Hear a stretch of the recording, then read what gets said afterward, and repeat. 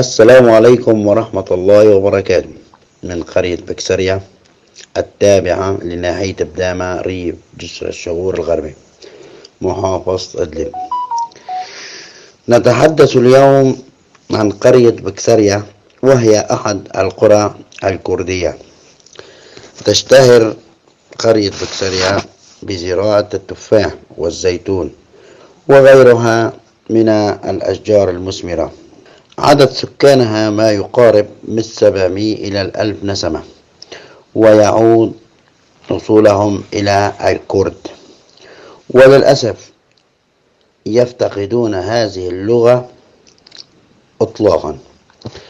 ولكن هذه القرية يفتخرون بكرديتهم ونسبهم إلى أجدادهم الأكراد. ونذكر لكم بعض العوائل في هذه القرية: بيت الحوسي، بيت اللري، بيت رستم، وبيت حمزة، وغيرهم من العوائل.